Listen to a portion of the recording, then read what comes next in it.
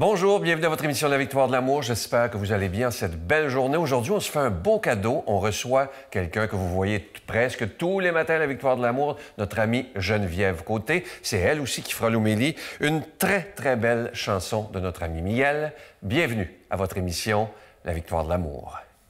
Un seul geste de toi viendra mon secours.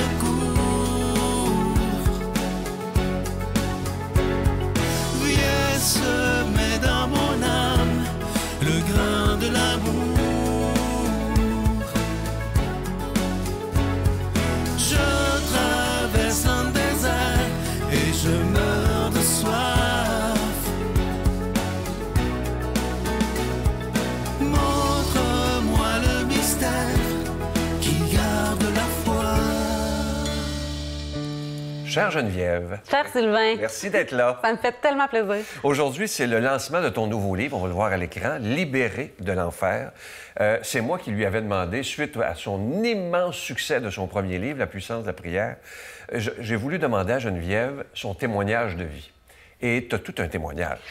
Bien, je m'en suis rendu Je compte. relisais ça, puis je me suis dit, là, je me permets de te le dire, parce qu'on a tous l'image de Geneviève, tu sais, la bonne petite fille, blablabla. Mais on va aller voir un peu, on va aller creuser dans ta vie, même si on en a déjà parlé, mais on va aller un peu plus loin. Tu disais qu'il y a un avant et un après l'écriture de ce livre-là. Parce qu'il est Absolument. beaucoup plus personnel, là. Ben oui, c'est mon histoire. Et ça m'a permis de revisiter chaque étape de ma vie. Ça me permet aujourd'hui d'assumer. C'est comme si j'assume mon histoire un peu plus. Je m'assumais déjà, j'étais contente de qui je suis.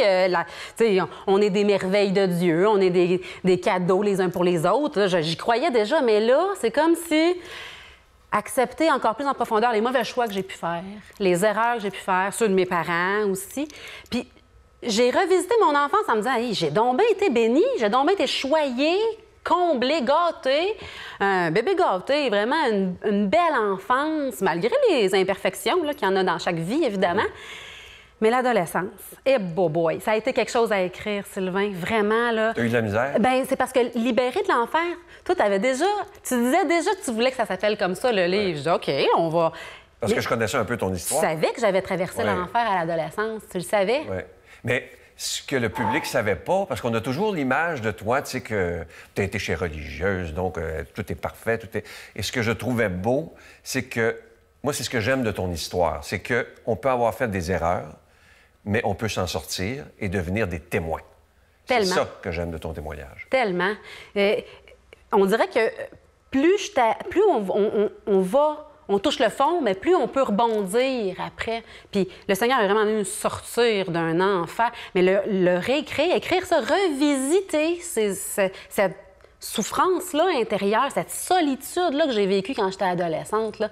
Puis là, je priais pour tous ceux qui vont lire ça, puis pour tous vos adolescents dans vos maisons, puis pour tous ceux qui... Ah, il va faire du bien, ce livre-là. Bien, j'espère. Bien, en tout cas, moi, je me suis laissée traverser par ça, par cette miséricorde, cet amour qui dépasse la souffrance, cette lumière qui va jusqu'à toucher l'enfer, toucher les ténèbres. Je le dis souvent, là, c'est une phrase de Jean-Paul II, là, une simple flamme qui vacille, toute petite, suffit à soulever le lourd manteau de la nuit. Même s'il fait bien noir, on allume une petite allumette, puis ça suffit pour mettre de la lumière. Bien, c'est ça.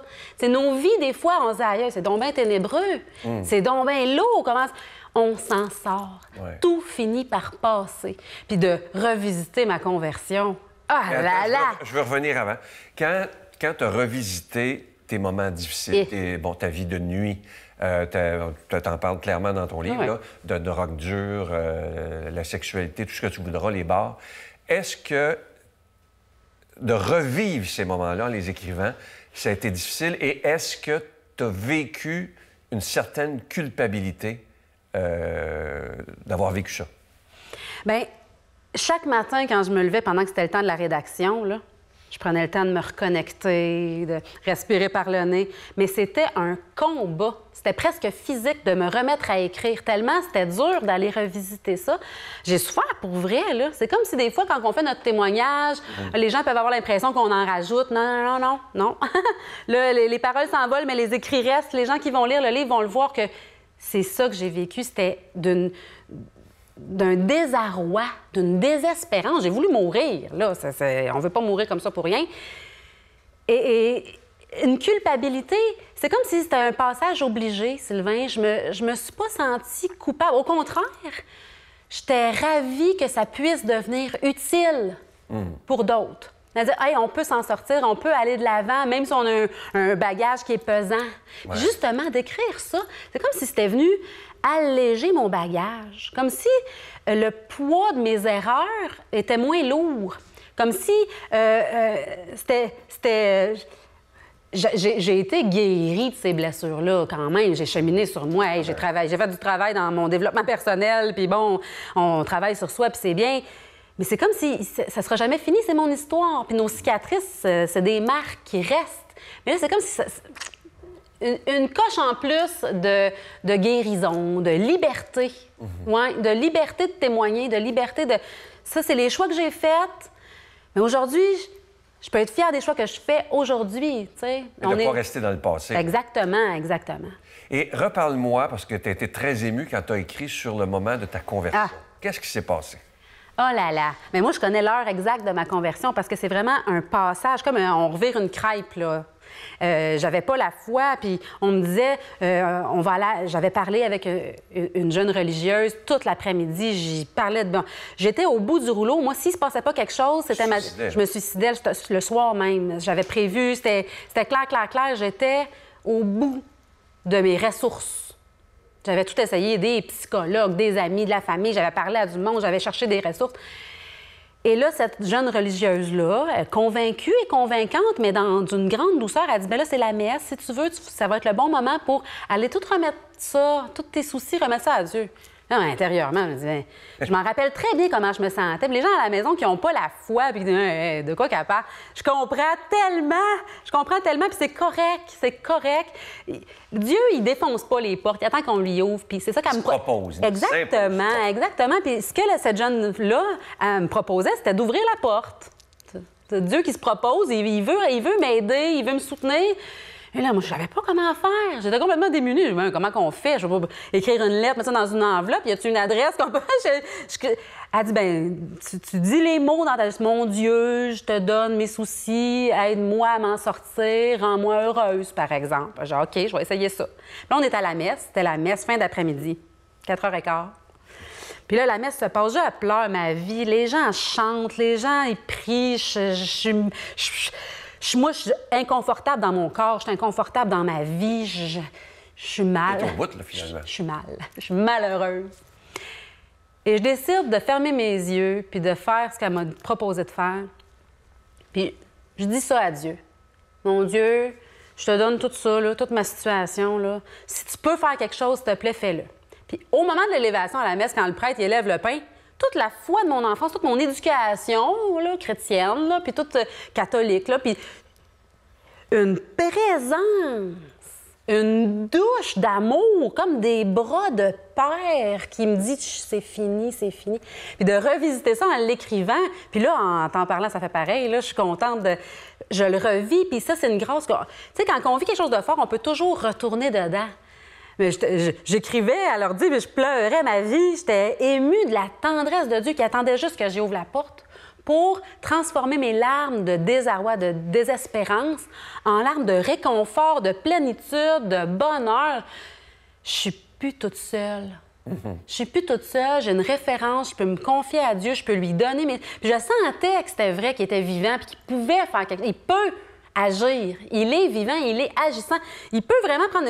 Pas toujours comme on l'espère, pas toujours comme nous on veut. Hein? Il agit à sa manière, puis il a ses plans à lui. Mais en y donnant, il fait avancer le dossier. Tu comprends? Ça, oui. Il fait avancer le dossier, il fait avancer les affaires. Dessus de la pile, mettons. Oui, tellement! Je suis convaincue qu'il a entendu ma prière, qu'il a vu mes larmes, qu'il m'a relevée, qu'il m'a guérie. Là, après ça a été long dans le temps. Je l'explique un petit peu dans le livre, là, que dans le temps, là, j'ai travaillé sur moi énormément. Ça n'a pas été facile. Là. Oui, j'ai été revirée comme une crêpe, mais il a fallu que je donne des oui après à... OK, non, ça, c'est pas les meilleurs choix. Comment on fait pour faire d'autres choix? Comment on fait pour devenir une meilleure personne, devenir la meilleure version de soi-même? Beaucoup de lectures, d'études, puis tout ça. Puis la fin du livre, je me suis rendu compte que peut-être que les gens vont trouver que je l'élabore pas, mais je suis encore un peu jeune pour écrire une biographie. Fait que c'est plus un témoignage, témoignage de l'action de Dieu dans ma vie. Et quand tu fais une relecture de ta vie, est-ce que tu es quand même heureuse d'avoir passé un temps, parce que pour ceux qui ne le savent pas, là, qui t'écoutent peut-être pour la première fois, tu as été religieuse quand même. Oui, pendant 15 ans. De l'âge de 21 ans à l'âge de 36 ans. Toutes mes plus belles années de jeunesse, je les ai passées. Et je ne regrette absolument pas. Je ne serais pas la personne que je suis aujourd'hui. Puis, il y avait tellement de... J'étais tellement volontaire. Moi, je suis une fille intense. Je m'investis à 100 Quand j'ai choisi de dire oui à un projet, puis ça a été trop vite, le discernement au début. Tu sais, j'aurais pu apprendre à avoir la foi, apprendre à prier chez nous en continuant de travailler. Mais en dedans de 6 mois, j'habitais dans la communauté. J'avais décidé de devenir religieuse missionnaire. J'avais décidé de... Mais c'était une communauté qui était toute jeune, c'était toutes des jeunes. Il n'y avait pas de mauvaise volonté. Tout le monde voulait comme mettre du sien, mettre l'épaule à la roue pour que ça marche. Puis moi, il n'y a personne qui m'a obligée, là, jamais de la vie. Puis j'aurais pu m'en aller quand je voulais. Mais il a fallu que ma santé en prenne un coup. Mais quand... Quand tu fais une relecture de ta vie, est-ce que tu es capable de dire que même les problèmes de santé que tu as eus qui t'ont obligé à sortir de la communauté, c'était la volonté de Dieu? Parce que tu ne serais pas ici aujourd'hui. Regarde, ton rêve a toujours été d'être dans les médias. Tu l'es, et plus que jamais. Penses-tu que tout ce cheminement-là devait se faire pour que tu en arrives à ce que tu fais aujourd'hui? Absolument, absolument. La notion de volonté de Dieu, je trouve ça délicat parce que qui connaît les pensées de Dieu? Qui peut prétendre dire « ça, c'est la volonté de Dieu ». Bon, l'amour, il l'a dit que c'est ça qu'il voulait qu'on fasse. Aimez-vous les uns les autres, ne jugez pas et vous ne serez pas jugés. Hein, ça, c'est un beau titre de livre, ça. Mon prochain. Mais on sait des choses que Dieu veut. On est sûr. Mais dire que c'était la volonté... Dieu, là, il fait avec mes choix. Il m'a jamais lâché. Puis oui, je ne regrette absolument rien parce que je suis vraiment profondément sûre que je suis à ma place. Que je déploie chaque jour. Oui, chaque jour, je déploie de plus en plus qui je suis, avec mes forces, mes faiblesses, puis je me pardonne mes erreurs encore aujourd'hui parce que j'en fais. Et, tu sais, puis je vais en faire encore demain, puis c'est assuré. L'humanité est faite de ça, des bons coups puis des moins bons coups. Fait que oui, je pense que Dieu m'a jamais lâché. Puis son désir, c'est que je déploie mes ailes, que je hisse la grand voile pour que le vent de sa présence m'emmène au large. Puis oui, je suis heureuse. Une fois que tu as eu la foi, est-ce qu'il t'est arrivé, à travers les années, de douter de Dieu? Bien, je te dirais que j'ai douté de Dieu dans mon adolescence. Mais pas après? Pas après. À partir du moment où il m'a pris dans ses bras virtuellement. C'est là, je veux dire, mon âme a été réconfortée d'un réconfort indéniable. J'ai plus eu la possibilité de douter de sa présence. Moi, je m'en suis... Tu sais, il y a des bouts de journée, des fois, on se détourne un peu, puis on est concentré à d'autres choses, puis bon... Mais douter qu'il est là, non. M'en détourner, ça m'arrive. Mais lui, non. Lui, je peux pas. Je peux pas, puis je veux pas, là. Mais non, il est tellement fidèle. Puis je te dirais que c'est la Bible qui m'aide bien, bien gros, parce que j'ai un attachement profond à la parole de Dieu, parce que c'est comme si c'est la voix d'un père qui j'en ai besoin tous les jours. Et c'est toujours source de joie. Je suis pas toujours heureuse, youhou, chaque jour. Il y a des journées plus difficiles que d'autres pour moi aussi. Mais il y a la joie de la certitude que je ne suis pas toute seule, que Dieu est là avec moi. Ça, il n'y a personne qui peut me l'enlever. Ouais. Parce qu'il y a des grands saints là, qui sont morts en prison ou dans des camps de concentration qui ne doutaient pas que Dieu était amour, même si eux autres ils étaient en train de se faire martyriser. Là. Où est Dieu? Mais Dieu, il m'habite. Ouais. Dieu, il t'habite. Puis Dieu, il est là. On a le choix. On peut en douter si on veut. Puis des fois, bon, il y a des épreuves de la foi. Mais moi, pour le moment... Non, je ne remets pas en question la présence. Je suis sûr que les gens vont beaucoup aimer ton livre. C'est le cadeau du mois de juillet. C'est le lancement aujourd'hui. Alors, il s'intitule « Libéré de l'enfer » par notre amie Geneviève. Et je vous rappelle, pour ceux qui n'écoutent pas le matin, vous devriez, parce que du mardi au samedi, c'est Geneviève qui anime. Moi, je fais simplement le lundi. Et je veux t'offrir une très, très belle chanson. Et je veux l'offrir aussi à tous ceux qui vivent présentement des moments difficiles, qui pensent peut-être que Dieu les aime pas. C'est une chanson magnifique que Miguel a écrite, « Pardonne-moi ».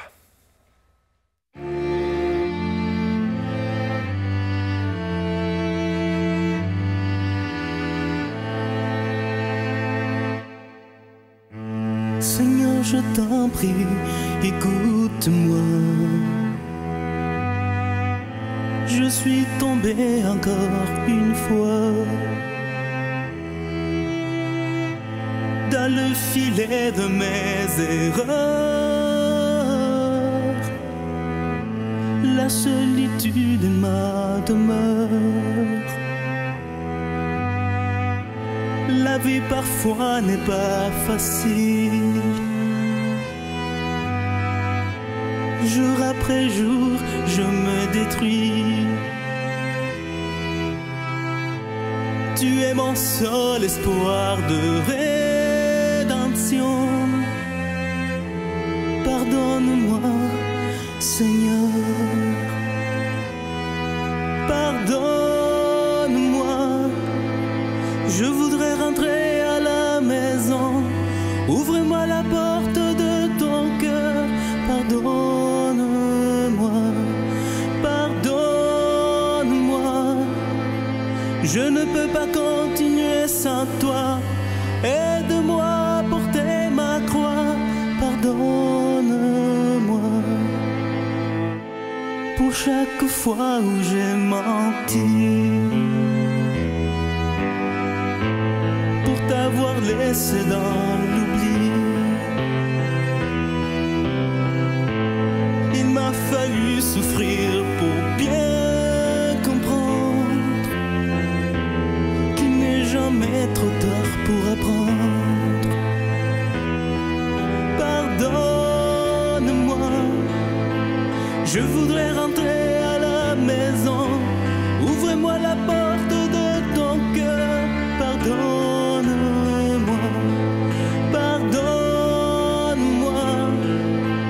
Je ne peux pas continuer sans toi. Aide-moi à porter ma croix. Pardonne-moi.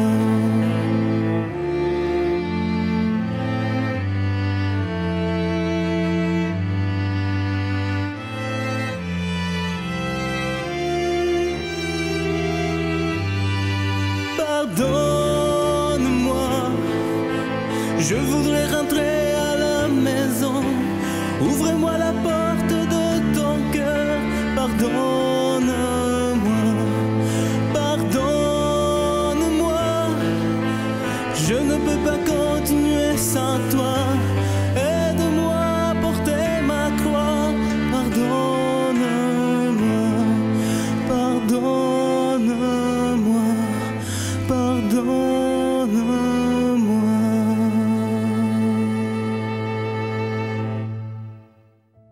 Notre Père qui es aux cieux, que ton nom soit sanctifié, que ton règne vienne, que ta volonté soit faite sur la terre comme au ciel.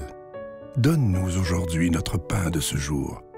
Pardonne-nous nos offenses, comme nous pardonnons aussi à ceux qui nous ont offensés. Et ne nous laisse pas entrer en tentation, mais délivre-nous du mal, car c'est à toi qu'appartiennent le règne, la puissance et la gloire pour les siècles des siècles. Amen. Ce soir, La Victoire de l'amour présente le spectacle du père Michel Marie, accompagné de ses musiciens, Juste un peu d'amour. 2 représentations seulement. Montréal, le dimanche 16 octobre à 14h au Théâtre Maisonneuve de la Place des Arts. Réservation 1-866-842-2112. Et Québec, le dimanche 23 octobre à 14h au Capitole. Réservation 418-694-4444 ou théâtreducapitole.com. Transport en autobus disponible dans plusieurs régions du Québec. Groupe Voyage Québec au 1-866-441-4390. Il n'en faut pas plus pour soulever la vie. Un seul mot d'amour, écrit par amour, et le cœur s'emballe et tout est reparti.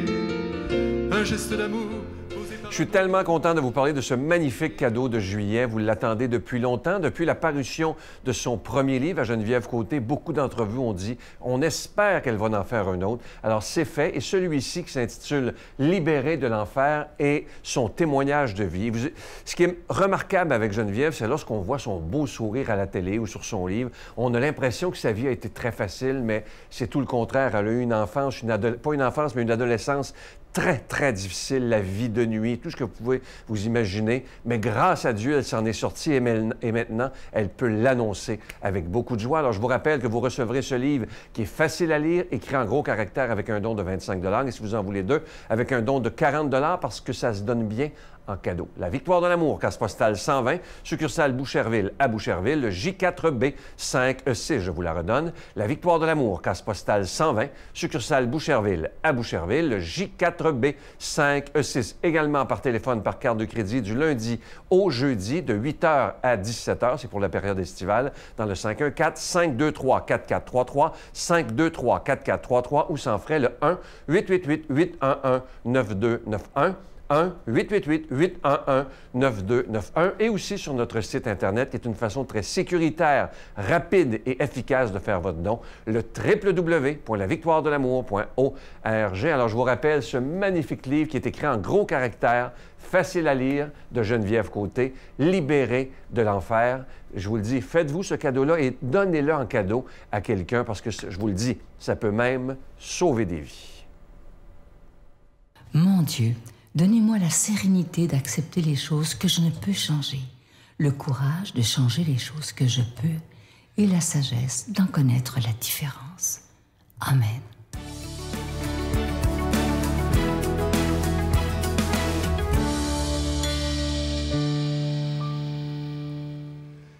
De l'Évangile selon saint Luc. Parmi ses disciples, le Seigneur en désigna encore 72 et il les envoya 2 par 2 devant lui dans toutes les villes et localités où lui-même devait aller. Il leur dit, « La moisson est abondante, mais les ouvriers sont peu nombreux. Priez donc le maître de la moisson d'envoyer des ouvriers pour sa moisson. Allez, je vous envoie comme des agneaux au milieu des loups. N'emportez ni argent, ni sac, ni sandales, et ne vous attardez pas en salutation sur la route. Dans toute maison où vous entrerez, dites d'abord « paix » à cette maison. S'il y a là un ami de la paix, votre paix ira reposer sur lui. Sinon, elle reviendra sur vous. Restez dans cette maison, mangeant et buvant ce qu'on vous servira, car le travailleur mérite son salaire. Ne passez pas de maison en maison. Dans toute ville où vous entrerez et où vous serez accueillis, mangez ce qu'on vous offrira. Là, guérissez les malades et dites aux habitants, « Le règne de Dieu est tout proche. » 2 choses m'ont touchée dans cet évangile-là. D'abord, la moisson est abondante et les ouvriers sont peu nombreux, on y reviendra, mais la paix. D'abord, Jésus dit, je vous envoie, allez-y, allez annoncer que le règne de Dieu est tout proche. Et partout où vous irez, dites d'abord la paix soit avec vous. La paix, la paix, la paix. Mais qu'est-ce que la paix? Est-ce que la paix, c'est l'absence de guerre? Bien sûr, l'absence de trouble, l'absence de violence. C'est sûr, la paix, c'est ça, mais la paix, c'est plus que ça. Est-ce que la paix, c'est la tranquillité? Quand on dit l'expression qu'on essaie de ne pas dire trop souvent, « foutez-moi la paix », hein, c'est « laissez-moi tranquille ». De quelle paix on parle ici? On parle d'une paix de repos, de confort, de silence, de vacances. La paix, oui, c'est ça aussi, l'absence de violence, la tranquillité, mais c'est plus profond que ça aussi, la paix. La paix, c'est une plénitude de sérénité à l'intérieur de nous. La paix, c'est basé sur 2 piliers. La justice Hein, c'est sûr que s'il y a de l'injustice, ça crée de la guerre, ça crée des tensions, ça crée des révoltes. Fait que ça prend la justice. Mais le deuxième pilier est important parce que la justice toute seule ne suffit pas non plus. Hein, on le sait quand il y a un procès, puis que là, il y a un jugement qui est rendu, puis il y a une sentence qui est donnée, bien, il y a une forme de tranquillité qui apparaît, puis de satisfaction. Mais ça ne suffit pas, des fois, dans le cœur des victimes pour retrouver la paix. Des fois, on est encore insatisfait. Le deuxième pilier de la paix, oui, la justice, bien sûr, mais le pardon. Le pardon. C'est là qu'on trouve une vraie paix profonde, enracinée, qui change les traits de notre visage, qui change notre bonheur au quotidien. Pardonner. Mais là, entrer dans le pardon, c'est une démarche qui peut être compliquée si on a été très blessé. Moi, je parle ici là, d'un pardon au quotidien, c'est-à-dire, ma petite définition d'aujourd'hui, rester bienveillant, quoi qu'il arrive. Tourner la page sur les imperfections dans les relations, effacer le tableau, effacer l'ardoise hein, sur les dettes que les autres pourraient avoir envers nous, là, qui ont... Hein? La bienveillance dans les petites choses. Mère Teresa a répondu à un journaliste qui lui demandait... Le journaliste a dit « Mère Teresa, comment on fait pour promouvoir la paix? » Mère Teresa, avec son franc-parler, qui a répondu « Vous voulez promouvoir la paix? Rentrez chez vous et aimez votre famille. » Soyez bienveillants avec ceux qui vous entourent en tout temps. Et ça, c'est une décision qu'il faut prendre quand on va bien, quand nos relations vont bien, quand tout va bien. Un jour que tout va bien, on prend la décision. Quand il va arriver quelque chose, bien, je vais essayer de rester bienveillant, continuer de vouloir le bien, de poser un regard lumineux, de rester sur le bon bord de mon être intérieur, pas entrer dans le dark side, dans le côté ténébreux. Hein. En nous, on a les deux. Et choisir de rester lumineux, de rester dans la vérité, dans l'amour, c'est ça aussi le pardon. La paix, donc, appuyée sur la justice et sur le pardon. Je vous donne deux images de c'est quoi pour moi la paix, parce que la source de la paix est en chacun de nous. L'image du sentier. Plus on utilise le sentier, qui a l'air de rien au début, bien, plus il se tape et plus il devient plus large. Puis à un moment donné, on peut marcher à deux de large sur le sentier tellement qu'il est devenu large. Mais à l'intérieur de nous, c'est ça aussi. Et ça peut devenir un chemin. Et ça peut devenir une autoroute où d'autres vont comprendre comment trouver la paix. Visitons la paix en nous. Allons jusqu'au fond. Elle n'est pas en surface souvent. Elle est au fond. Il faut aller la chercher. La deuxième image, c'est l'image du jardin. Un verger avec des arbres fruitiers. Si on ne s'en occupe pas, la mauvaise herbe pousse, puis ça a l'air de rien. Mais la moisson est abondante. C'est la promesse de Jésus. C'est les ouvriers qui sont peu nombreux.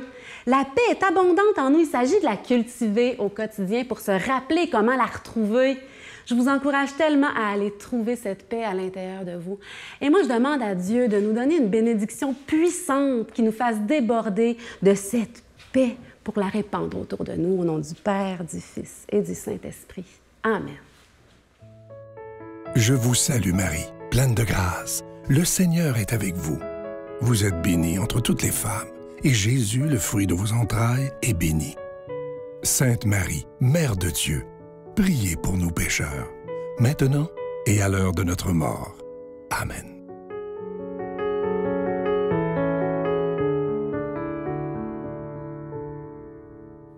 Je vous rappelle le titre de ce magnifique livre de Geneviève, notre amie. C'est le cadeau du mois de juillet, Libéré de l'enfer. Je dois vous dire, je l'ai lu, bien entendu.